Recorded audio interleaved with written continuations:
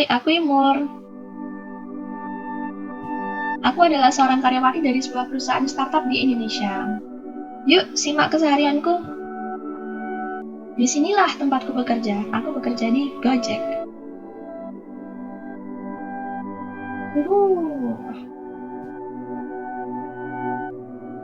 Inilah kantorku. Dan itu temanku Joni. Hai Joni. Hai. Aku akan mengajakmu berkenalan dengan kantorku. Yuk, ikut denganku. Gojek memulai perjalanannya pada tahun 2010 dengan layanan pertama kami yaitu pemesanan ojek online melalui call center. Pada tahun 2015, Gojek berkembang pesat setelah meluncurkan sebuah aplikasi dengan 3 layanan sekaligus yaitu GoRide, GoSend, dan GoMart. Sejak saat itu, lalu Gojek semakin pesat, cepat, dan terus beranjak hingga menjadi grup teknologi terkemuka yang melayani jutaan pengguna di Asia Tenggara. Berawal dari layanan transportasi, sekarang aplikasi Gojek memiliki lebih dari 20 layanan yang menjadi solusi buat tantangan sehari-hari. Solve menjadi simbol untuk mengingatkan kita semua kalau Gojek punya berbagai solusi untuk setiap situasi. Memberikan kamu power untuk melewati keributan sehari-hari, mengingat bahwa di balik setiap tantangan pasti ada solusi untuk melewatinya. Karena dengan Gojek pasti ada jalan.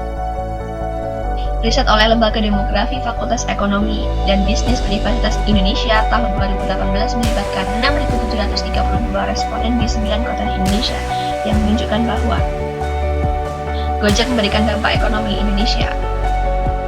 Gojek menyumbang sekitar 44,2 triliun rupiah atau setara dengan 3 miliar US dollar bagi perekonomian Indonesia pada akhir 2018. Dan sejak bergabungnya dengan Gojek, kualitas hidup mitra driver meningkat hingga 100% dan sebesar 93% mitra UMKM mengalami peningkatan volume transaksi dan 55% mitra UMKM naik kelas dari sisi klasifikasi omset. Wah, ini pencapaian luar biasa bagi Gojek.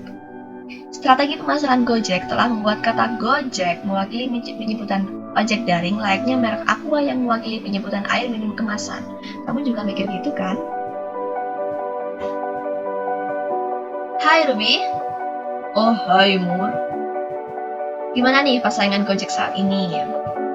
Berkembangnya para pesaing menandakan dua hal. Pertama ialah perusahaan tidak dapat menghadapi pesaing sehingga konsumen berpindah. Kedua ialah perusahaan tidak tepat dalam menentukan segmentasi, targeting, dan positioning sehingga terdapat celah yang dimanfaatkan oleh perusahaan pesaing. Selanjutnya, aku akan mengajakmu bertemu dengan Mira. Mira, bisakah kau menjelaskan apa saja layanan yang ada di perusahaan kita? Oh ya, tentu saja. Dan inilah layanan Gojek. Yang pertama adalah GoPay.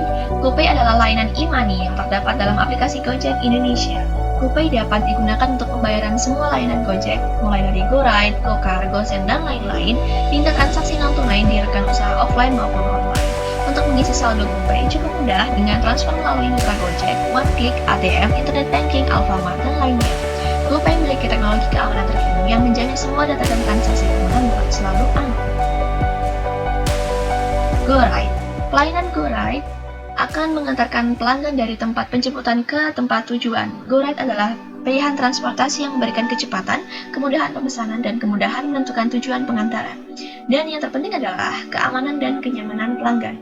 Pelanggan akan memasukkan tempat penjemputan dan tujuan mereka ke dalam aplikasi ketika memesan layanan GoRide dengan jarak maksimum 30 km. GoSend.